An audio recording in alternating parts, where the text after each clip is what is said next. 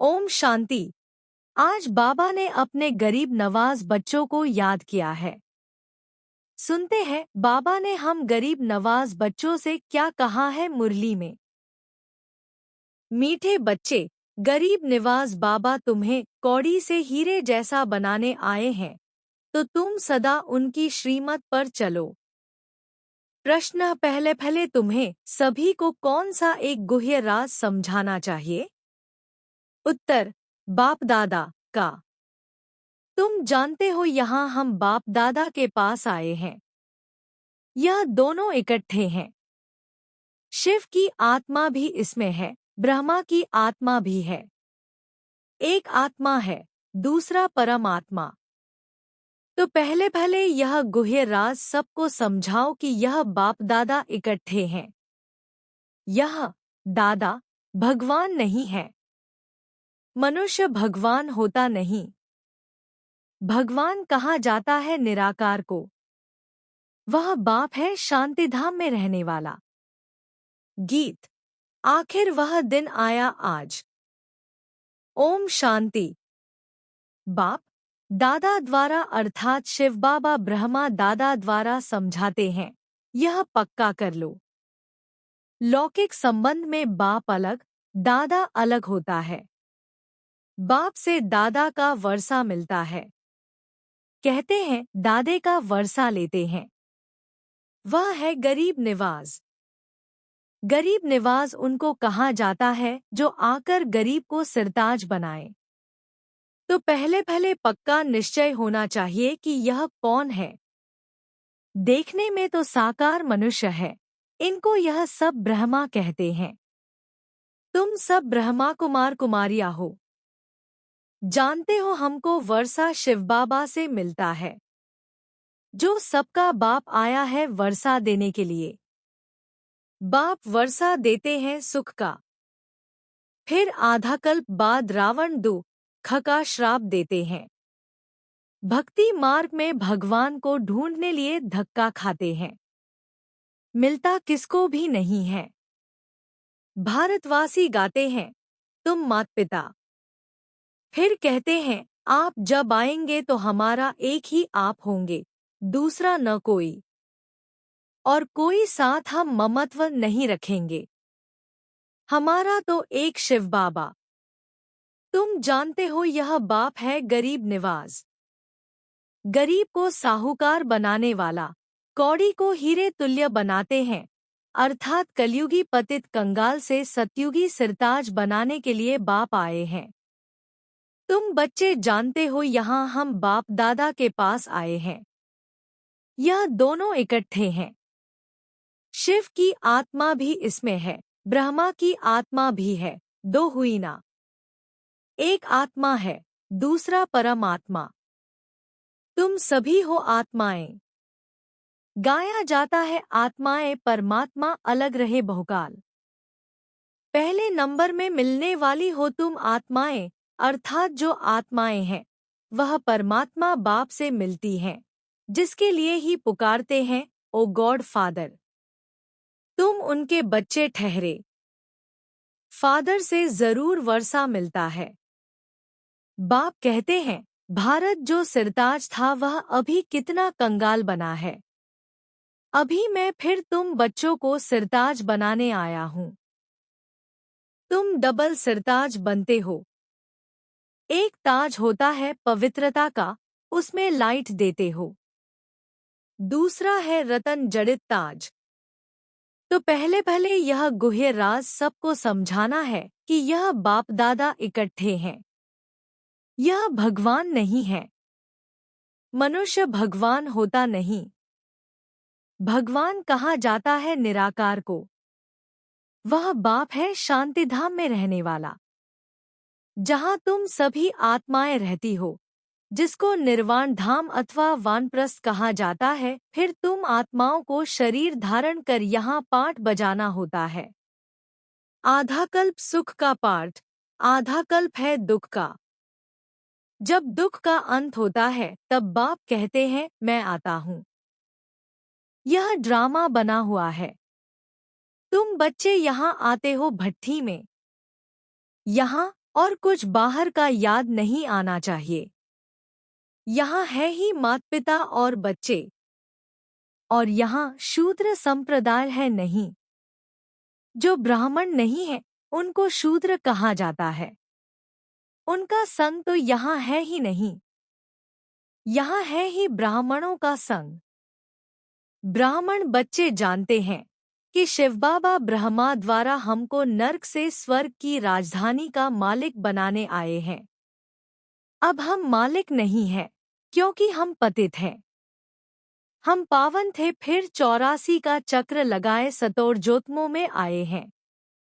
सीढ़ी में 84 जन्मों का हिसाब लिखा हुआ है। बाप बैठकर बच्चों को समझाते हैं। जिन बच्चों से पहले पहले मिलते हैं, फिर उन्हों को ही पहले पहले सतयुग में आना है। तुमने 84 जन्म लिए हैं। रचता और रचना की सारी नॉलेज एक बाप के पास ही है। वही मनुष्य सृष्टि का बीज रूप है। जरूर बीज में ही नॉलेज होगी कि इस झाड़ की कैसे उत्पत्ति, पालना और विनाश होता है। यह तो बाप ही समझाते हैं। तुम अब जानते हो हम भारतवासी गरीब हैं। जब देवी देवता थे तो कितने साहूकार थे। हीरो से खेलते थे, हीरो के महलों में रहते थे। अब बाप स्मृति दिलाते हैं कि तुम कैसे 84 जन्म लेते हो। बुलाते भी हैं, हे पतित पावन गरीब निवास बाबा आओ। हम गरीबों को स्वर्ग का मालिक फिर से बनाओ। स्वर्ग में सुख घनेरे थे, अब दुख घनेरे हैं। बच्चे जानते हैं, इस समय सब पूरे पतित बन पड़े हैं। अभी कलयुग का अंत है, फिर सतयुग चाहिए। पहले भारत में एक आदि सनातन देवी देवता धर्म था, अब वह प्रायलोप हो गया है और सब अपने को हिंदू कहलाते हैं। इस समय क्रिश्चियन बहुत हो गए हैं, क्योंकि हिंदू धर्म वाले बहुत कन्वर्ट हो गए हैं। तुम देवी देवताओं का असुल कर्म श्रेष्ठ था। तुम पवित्र प्रवृत्ति मार्ग वाले थे। अब रावण राज्य में पतित प्रवृत्ति मार्ग वाले बन गए हो, इसलिए दो ही हो। सतयुग को कहा जाता है शिवालय, शिवबाबा का स्थापन किया हुआ स्वर्ग। बाप कहते हैं, मैं आकर तुम बच्चों को शूद्र से ब्राह्मण बनाए तुमको सूर्यवंशी, चंद्रवंशी राजधानी का वर्षा देता हूँ। यह बाप दादा है, इनको भूलो मत। शिवबाबा ब्रह्मा द्वारा हमको स्वर्ग का लायक बना रहे हैं, क्योंकि पतित आत्मा तो मुक्तिधाम में जा न सके जब तक पावन न बने। अभी बाप कहते हैं, मैं आकर तुमको पावन बनने का रास्ता बताता हूँ। मैं तुमको पद्मपति स्वर्ग का मालिक बनाकर गया था। बरोबर तुमको स्मृति आई है कि हम स्वर्ग के मालिक थे।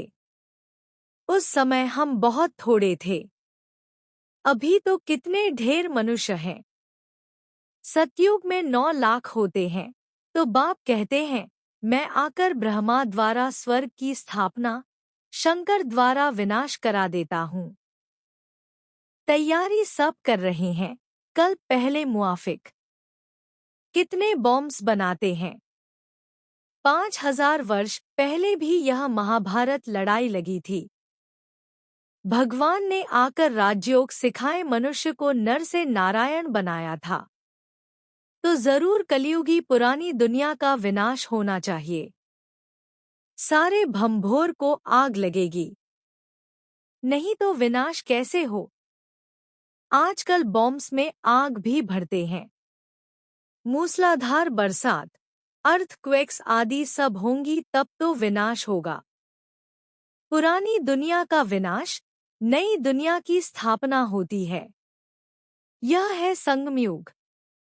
रावण राज्य मुर्दाबाद हो, रामराज्य जिंदाबाद होता है। नई दुनिया में श्री कृष्ण का राज्य था। लक्ष्मी नारायण के बदले श्री कृष्ण का नाम ले लेते हैं, क्योंकि श्री कृष्ण है सुंदर, सबसे प्यारा बच्चा। मनुष्यों को तो पता नहीं है ना। श्री कृष्ण अलग राजधानी का, राधे अलग राजधानी की थी।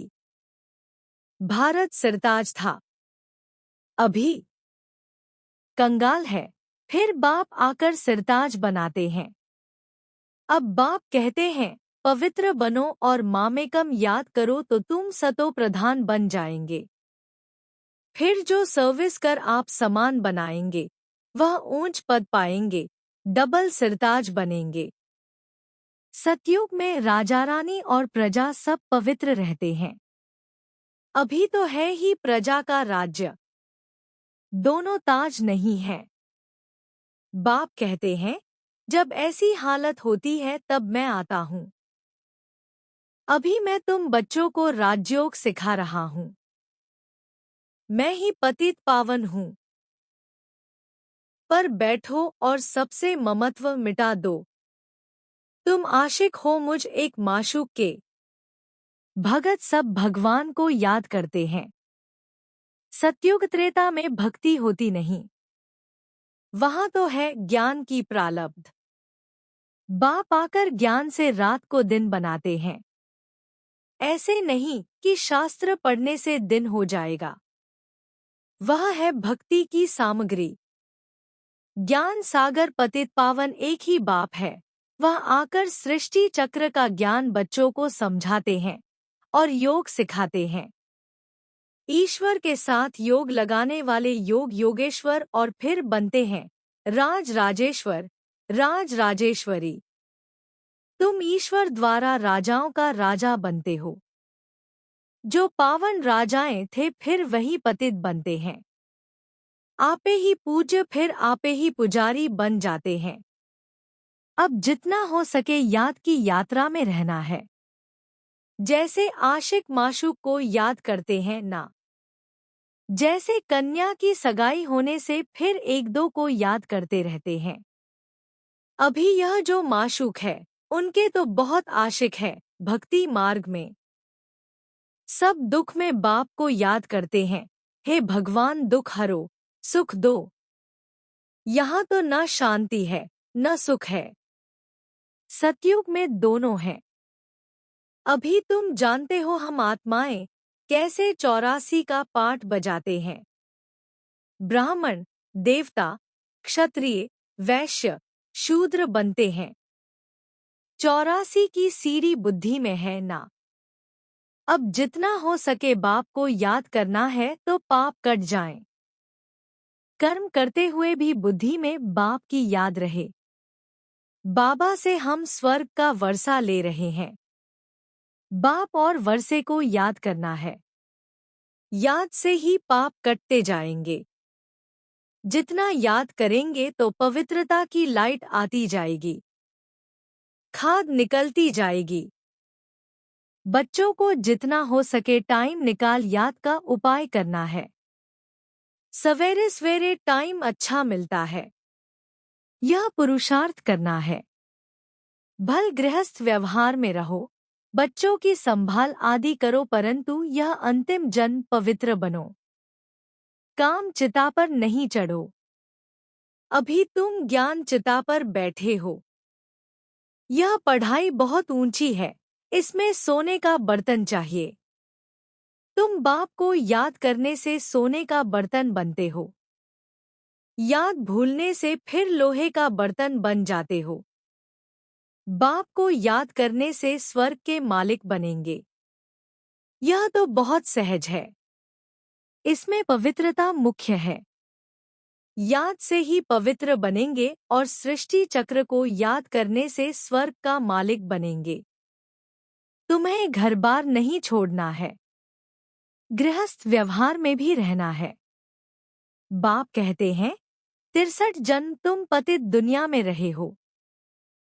मार्ग में तो तुमने बहुत धक्के खाए हैं। अब सिर्फ बाप को याद करो और सृष्टि चक्र को याद करो। स्वदर्शन चक्रधारी बनो तो तुम 21 जन्मों के लिए चक्रवर्ती राजा बन जाएंगे। अनेक बार तुमने राज्य लिया है और गवाया है। आधा कल्प है सुख, आधा कल्प है दुख। बाप कहते हैं मैं कल्पकल्प संगम पर आता हूँ। तुमको सुखधाम का मालिक बनाता हूँ। अभी तुमको स्मृति आई है, हम कैसे चक्र लगाते हैं। यह चक्र बुद्धि में रखना है। बाप है ज्ञान का सागर। तुम यहाँ बेहद के बाप के सामने बैठे हो। ऊंच ते ऊंच भगवान प्रजापिता ब्रह्मा द्वारा तुमको वर्षा देते हैं। तो अब विनाश होने के पहले बाप को याद करो, पवित्र बनो। अच्छा, मीठे मीठे सिकीलधे बच्चों प्रति माता पिता बाप दादा का याद प्यार और गुड मॉर्निंग। रूहानी बाप की रूहानी बच्चों को नमस्ते। धारणा के लिए मुख्य सार। 1. निरंतर बाप की याद में रहने के लिए बुद्धि को सोने का बर्तन बनाना है। कर्म करते भी बाप की याद रहे, याद से ही पवित्रता की लाइट आएगी। 2. मुरली कभी मिस नहीं करनी है। ड्रामा के राज को यथार्थ रीति समझना है। भट्ठी में कुछ भी बाहर का याद न आए। वरदान, आपस में एक दो की विशेषता देखने और वर्णन करने वाले श्रेष्ठता संपन्न होलीहंस भव। संगमयुग पर हर बच्चे को नॉलेज द्वारा कोई न कोई विशेष गुण अवश्य प्राप्त है। इसलिए होलीहंस बन हर एक की विशेषता को देखो और वर्णन करो। जिस समय किसी की कमजोरी देखते या सुनते हो तो समझना चाहिए कि यह कमजोरी इनकी नहीं, मेरी है, क्योंकि हम सब एक ही बाप के, एक ही परिवार के, एक ही माला के मणके हैं। जैसे अपनी कमजोरी को प्रसिद्ध नहीं करना चाहते, ऐसे दूसरे की कमजोरी का भी वर्णन नहीं करो। होलीहंस माना विशेषताओं को ग्रहण करना और कमजोरियों को मिटाना। स्लोगन, समय को बचाने वाले तीव्र पुरुषार्थी ही सदा विजयी है। ये अव्यक्त इशारे, एकता और विश्वास की विशेषता द्वारा सफलता संपन्न बनो। जैसे मणकों की विशेषता होती है, एक जैसे मणके माला के एक ही धागे में पिरोए जाते हैं, ऐसे आप सभी वैजयंती माला के मणके भी जब एकमत, एक की ही लगन में, एकरस स्थिति वाले एक दिखाई देंगे तभी माला में पिरोए जाएंगे। अगर आपस में दो मतें होती हैं, तो वह दूसरी अर्थात 16,000 की माला के दाने बन जाते हैं। ओम शांति।